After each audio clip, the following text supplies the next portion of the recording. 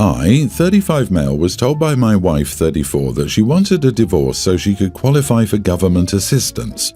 We've been together 5 years and married for 2. We live with her 2 children, a male teen and a female pre-tween. She has a master's degree in education and is in good health. She quit a job roughly a year ago to pursue a career as a life coach and mindfulness instructor. She wanted to be a content creator for Instagram and TikTok. I was very against it due to our usually tight budget and the fact that she receives very little help from her children's father. I loved this woman and wanted to be a supportive husband, so I reluctantly agreed for a short time to help her try it out, with the assumption that if it wasn't working, she would go back to full-time employment. I was working at one point between 6 and 7 days a week to try and make enough for us to live. Well, it didn't take off like she thought, and after some tough conversations, she found a job as a middle school substitute teacher, as it still allows her a somewhat flexible schedule for her content creation and time to be more involved in her kids' lives. Bus pickup, after-school sports.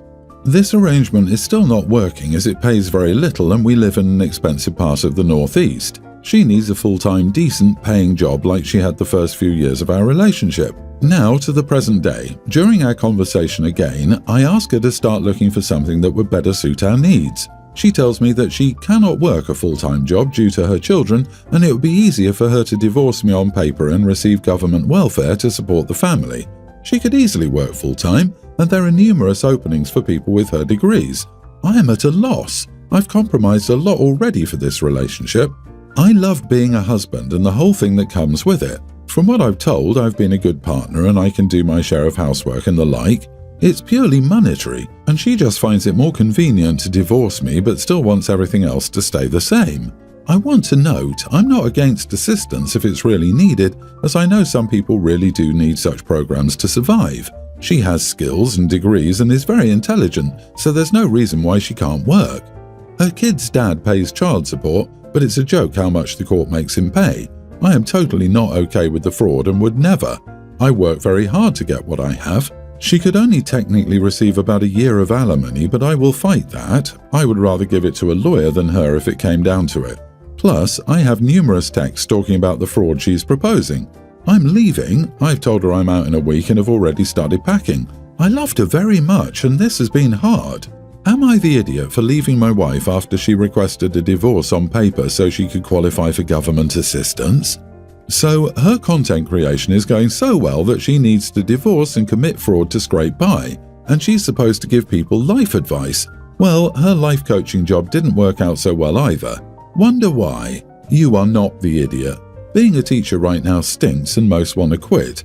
It's tough because education degrees don't often transfer to other jobs, though some have managed. But she sounds like she doesn't want to work and thought marriage was her answer. So sorry, OP, give her the divorce but disappear and let her figure out her own mess. Wow, she's a CEO on welfare. The best case scenario is that you'll be helping her commit fraud. The worst case is that she's using this as a pretext to get an amicable divorce for some other reason, while still hoping you continue to do everything you do now. Her fraud will continue year after year as she has to portray herself as a single mom doing it on her own while you're there helping her out in secret. Bingo. Your wife is delusional and selfish. Committing fraud isn't going to help the situation, and frankly, she needs a reality check. She's just using you for your resources. You're providing for her and her kids. Why punish yourself and take care of them? She can go after the children's father. Divorce and move on. She would have been gone as soon as her life coach influencer career took off. Can we also acknowledge just how delusionally self-confident OP's wife is? She quit her well-paying job because she was so sure she would make it big on Instagram as a life coach. This is bordering on narcissism levels of grandiosity. I 100% believe people should pursue their dreams. But don't quit your damn job and make your husband work 7 days a week. That's insane and unbelievably entitled. Her entitlement is also evident in the fact that she seems to think the state is just going to shower her with assistance as soon as she gets divorced. That is not how it works. It can take years. People who actually need assistance wait years for that crap. It's horrifying what social media has done to humanity. So, some backstory. During my 28 male undergrad years, my parents paid for my grocery bills because they really, rightfully so, believed that good food is essential to a student's health. I know my parents are fantastic. They never set a monthly limit to how much I could spend, but I was really frugal and never exceeded the $200 limit I imposed on myself. Now I'm back in grad school for my master's and my parents are covering again. I know I'm an adult with a few years of work under my belt, but not having to worry about groceries lets me chip away at rent, loans and other bills without losing sleep. I'm back on extremely frugal eating and meal planning because I still won't take advantage of my parents' generosity. My 27 male boyfriend, however, basically inhales all my food every time he's over. He ate all my snacks and legit every frozen meal, all the meat. One time, he even ate the other half of a cheese I had already bit into, etc. So he's basically wolfing down my dinner and lunch. It's forced me to open my wallet to accommodate him because I won't send my parents a suddenly huge grocery bill. He's seriously messing up my finances. I plan to go down to the dollar. We got into arguments and his side basically meant that my parents would cover for it anyway, so I needed to stop spending my money and not worry so much. And when I got to his house, I eat his food too, but I don't eat as much as he does. My arguments are, just because my parents are covering doesn't mean he can eat anything he wants. He eats my whole fridge, and I'm not even joking. The only thing he leaves are the vegetables, and he could eat less. When we go out, he often has leftovers, so why eat everything at my place? I've banned him from cooking and using the raw ingredients at my place, and I'm only giving him my small stash of snacks when he comes over. After the third time, he's not talking to me. Honestly, this is such a stupid fight, but if I'm the idiot, then I'll apologize. Not the idiot, your boyfriend is inconsiderate, and it feels like he's more just using you as a food bank so he doesn't have to spend as much money on his own food. It feels like he will likely extend this to other things the more your relationship progresses. Also, your boyfriend is being completely inconsiderate of your own parents, and by extension, feels like he's entitled to do as he pleases through you while actively exploiting you and leaving you hungry. He's wrong, and more importantly, he's telling you something significant about his character. Are you listening? The "yay, I will eat for free, so I will eat a lot and let others pay" is a turn-off. If he's literally eating his whole fridge, he's willfully taking advantage of OP and his parents. If the behavior doesn't stop, then I would personally end things. It speaks to a flaw in his character that he feels so entitled to my parents' money and contribution to my education. But that would be how I would handle it. I'm not sure where OP stands on things. You aren't at a stage in your relationship where you're combining your finances. You should each be feeding yourselves, paying your own bills, going Dutch at restaurants unless someone offers to treat the other. And it isn't your parents' responsibility to feed both of you. It's disrespectful for him to imply that you should be dishonest with your parents and have them buy groceries for two.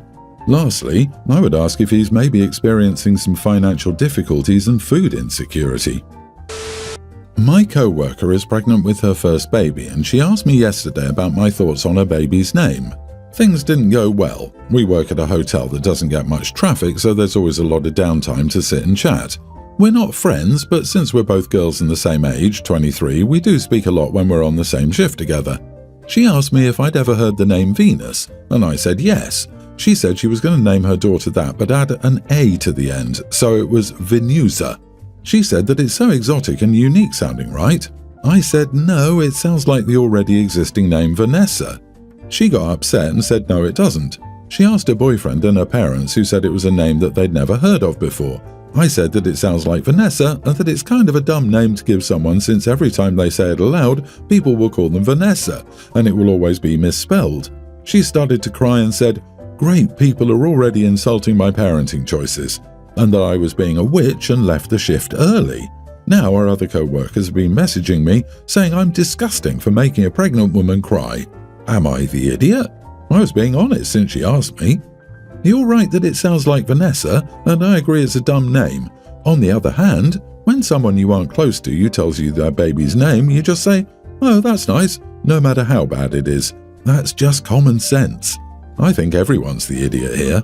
Hey, I'm going to name my kid Adolf Hitler. Oh, that's nice.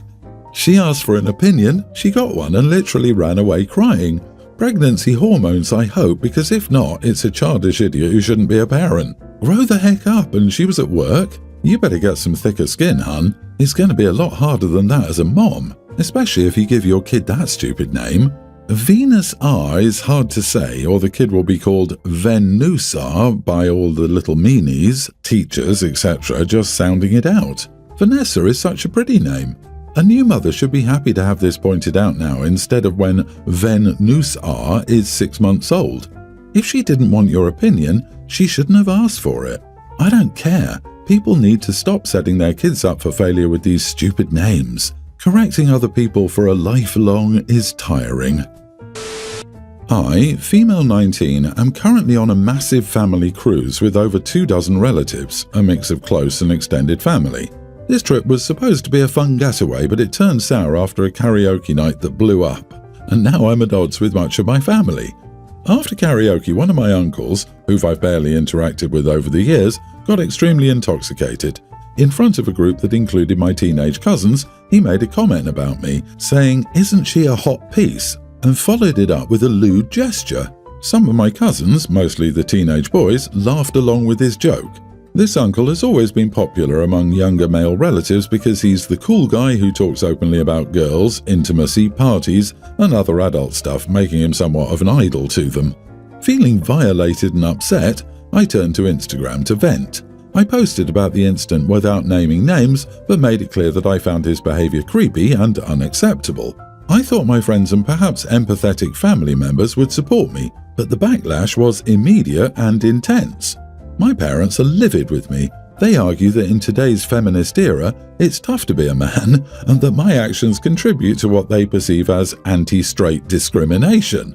They've demanded that I apologize to my uncle and take down the post, claiming I've embarrassed the family and made a mountain out of a molehill.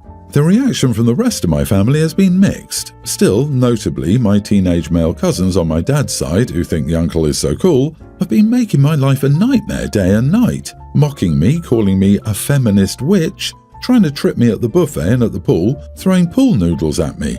Their parents, my dad's other brother and sister, refused to do anything. My parents say I should apologize to them for what I did. Not the idiot, your whole family is disgusting. This includes your truly awful parents who think it's okay for your uncle to talk like that about you and for the rest of your family to bully you. Your parents should be truly ashamed. This is trash behavior. Don't apologize, this behavior is not normal. Although they're related to you, they shouldn't even be thinking about you that way, especially an adult. I 100% agree. I'm a guy. I have no trouble existing in the feminist era. It doesn't take much not to be a scumbag. His comment, even if completely messed up, is absolutely over the line, and any family members defending his actions are disgusting. Sorry you have to deal with this, especially somewhere like a cruise ship, which makes it hard to avoid them. Remember this, if people have a problem about you telling the truth about their behavior, the problem is their behavior. The creepy uncle is an issue, but the real issue is the lack of support from your parents. If it had been my father, somebody would have been thrown overboard. The fact they aren't actively protecting you from the bullying and abuse is beyond alarming. If I were in your situation, I would gather a bag of essentials, including my passport and plane ticket home, and when the ship hits the next port, I'd disembark and head directly to the nearest airport to trade in my ticket for the next flight home. By the time they realize you aren't on the ship, it will already be moving to the next port. My wife, female 44, and I, male 45, have twin daughters, teens. For the sake of clarity, I'll call them Ava and Isabel. The girls have a good relationship, but they're wildly different when it comes to academics and extracurriculars. Ava is an A+ student with a strong GPA, involved in student theatre, a competitive swimmer and a track runner. We're very proud of her and know she'll have her choice of college. Isabel, on the other hand, is probably a more average student. She has a 2.9 GPA and her extracurricular involvement is more limited. She enjoys singing and taking lessons, but doesn't do much more outside of that. My wife and I have encouraged Isabel to do more if she can, but she seems happy, and it never appears that she's in her sister's shadow. Recently, Ava got 100% on major coursework, which will look great on college applications. I know how proud she and my wife were, and we all had a meal with different family members to celebrate. We made a toast for Ava during the meal, and I could tell she was happy. After this was completed, I decided to make a toast to Isabel. I said how hard she was working and that we knew she'd go on to the college she dreamed of, and we were just as proud. Isabel seemed happy, and I didn't think there was any issue. When we got home, Ava was really annoyed at me. When I asked why, she said I tried to invalidate her achievements and make Isabel share the spotlight when she hadn't done anything to deserve it. I told her this was unfair. I wanted Isabel to feel included and valued if we always celebrated Ava's achievements. Ava replied that this was a lame excuse and that if Isabel wanted to be celebrated, she should put in the effort level she does. I ended the conversation, and when I spoke with my wife later, she agreed with Ava. She said that Ava deserves to be celebrated in her own way without feeling like she's one person with Isabel. I just thought I was trying to make Isabel know she's recognized, but now I think it was the wrong move. Am I the idiot? Good intentions, poor execution, you are the idiot. Ava is right. You were gathered to celebrate her achievement, and you decided to try and celebrate mediocrity along with it. They are two separate people and should have their own moments that are specifically theirs. You can celebrate Isabel when she does something worth celebrating. Don't try to piggyback her into Ava's time to shine. You weren't celebrating equally, you were lowering the bar of what should be celebrated so Isabel could be included. What the two girls have achieved is not equal, and as such they should not be celebrated equally. Also, how patronizing for Isabel. Teenage is not 6. Isabel is old enough to understand that life isn't fair and not all family gatherings are about her. So giving her a tepid participation trophy like this is basically just saying you don't think she has the emotional maturity to celebrate her sister, while also implying you don't think she'll ever achieve anything herself. Obviously, I doubt this was the OP's intention, but Isabel presumably isn't stupid, so I bet she understood the subtext here. I'm going against the grain here and saying not the idiot.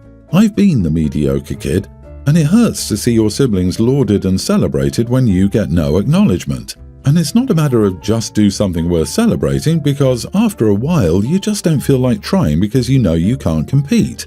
This may not have been the right time for what OP did, but they are in an awkward position and trying to keep both kids happy. Ava has a right to be mad, but that doesn't mean that OP was an idiot. It isn't easy to balance very different needs for both kids, and at least OP is trying. This didn't work, so you try something different.